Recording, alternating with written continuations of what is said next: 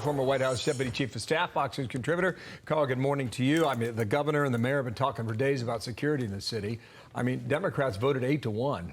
I mean, they outnumber Republicans 8-1 in New York City. Well, we'll see how it goes, et cetera.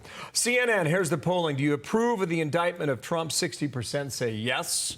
If you ask whether or not politics played a role, 52% say a major role, 76% say it did play a role. So that's at the gut of a lot of this. How do you see it so far today? Yeah, look, even that means that a lot of Democrats and independents see this as political. You had Professor Turley on earlier. He made a very, I thought, powerful case that this is not a very strong case at all. And a lot of others have weighed in. David French, who is a conservative and not a fan of Trump, has written that he thinks this is a very weak case. And so is Andrew McCarthy, who former deputy U.S. attorney for the Southern District of New York. So this is going to be this is an amazing moment. I mean, this has never happened before that a former president has been indicted, but this has helped him clearly in the race for the Republican nomination. All the polls show so. He has demonstrated an ability to turn this into a fundraising effort. I've received 11 emails from the Trump campaign in the last 24 hours asking for money. They've declared that they've raised $8 million since last Saturday. So this is a positive for him in the short run within the Republican Party. It is not helpful for the long term, however. If you look inside, for example, the ABC Ipsos poll, 16% of Republicans thought he should have been indicted. 1 out of every 6 Republicans. And how many independents who did not vote for him last time around are going to be excited by the issue, even if it's resolved in his favor, since it involves payments, hush money payments to a porn star with whom he allegedly had an affair. So good for him in the short run, not necessarily good for him in the long run, and ugly for the system of American justice in the meantime. It's interesting, Karl, when you look at these other potential candidates and some already in the race, Nikki Haley and a couple of others, and Ron DeSantis, who's not declared.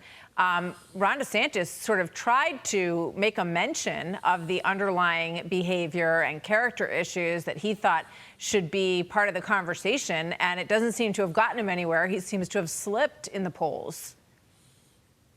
Well, I think it's less him slipping in the polls than we're in a tribal moment in American politics, and if you attack the leader of our tribe, we're going to rally around him. And so President Trump is the ostensible leader of the Republican Party, and so if he's under attack, Republicans are going to rally around him.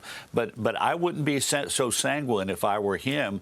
I would be a little bit nervous. If you have 1 out of every 6 Republicans saying, as they said in the ABC poll, that he should have been charged, and you have another 20-some-odd% who say they don't know whether he should have been charged or not, I would suspect that there are a lot of people among that 20% who say they don't know, who really do know or think that he should have been charged, but don't want to say so to an anonymous pollster. That's not good if you're facing a 2024 election in which you face the possibility of 1 out of every 6 Republicans saying, yeah, I think that they should have charged him on the hush money payments, and just over a majority say that they shouldn't have. It's ironic that they all say that without even having actually seen the charges, but that's Seeing where we the are. indictment. That's where we are. One more thing here, Karl. CNN, does the indictment strengthen democracy? This is interesting. 31% say yes, 31% say it weakens. I think that answer is to be determined. You know, you think about Absolutely. Bill Clinton and the late 90s, you know, I mean, he eventually beat the rap in the Senate, went on to have a successful political career. We've been given warnings for the last week from a lot of politicos in the know that suggest that down the line, DAs across the country will go after their political opponents in a legal sense, more so than they have already. Maybe that's the case. Maybe this is a brushback pitch if Trump were to beat any of these charges. A lot of different ways to look at this now. Absolutely. And look, if these 34 charges are, as Professor Turley and David French and Andy McCarthy think, are spurious and unsupported, and Bragg loses this case, it will undermine the confidence in our legal system, and particularly in generally in the system of big city prosecutors who are liberal progressives, who file it. But people are going to look at this and say it was all politics, and it will color any other investigation that is now being conducted by federal prosecutors, even though they had nothing to do with this one. Yeah. Karl, thank you.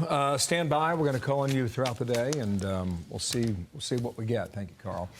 I'm Steve Ducey. I'm Brian Kilmeade. And I'm Ainsley Earhart. And click here to subscribe to the Fox News YouTube page to catch our hottest interviews and most compelling analysis.